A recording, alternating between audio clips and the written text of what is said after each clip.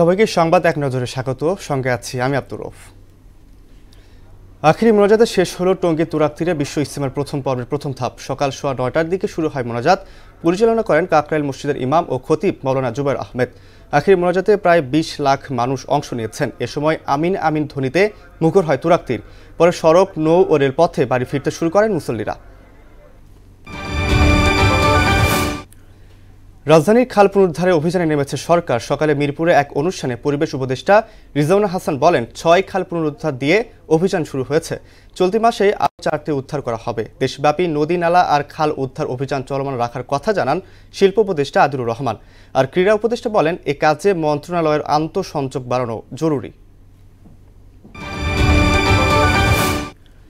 বায়ু দূষণে আজ বিশ্বের সবচেয়ে দূষিত শহরের শীর্ষে ঢাকা। দূষণ পর্যবেক্ষণকারী সংস্থা IQ এয়ারের তথ্য অনুযায়ী ঢাকার বায়ুমান বিপজ্জনক। সকালে AQI স্কোর ছিল 374।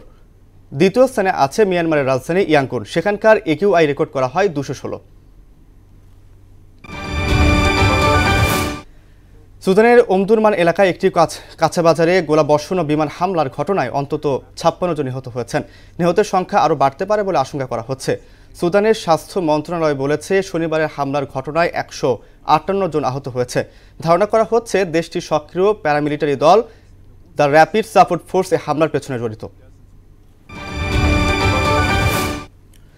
চূড়ান্ত হয়েছে BPL এর প্লে অফ লাইন আপ। প্রথম কোয়ালিফায়ারে ফরচুন বরিশালের প্রতিপক্ষ চিটাগাং কিংস এবং এলিমিনেটরে রংপুর রাইডার্স মোকাবেলা করবে খুলনা টাইগার্সকে। কোয়ালিফায়ারে বিজয়ী দল সরাসরি চলে যাবে শিরোপা লড়াইয়ের মঞ্চে, আর এলিমিনেটরে জয়ী দলকে খেলতে হবে দ্বিতীয় কোয়ালিফায়ারে। এই ছিল সংবাদ এক নজরের সর্বশেষ খবর। সবার আগে জানতে বহনের সাথেই থাকুন। এতক্ষণ সঙ্গে থাকার জন্য ধন্যবাদ সবাইকে।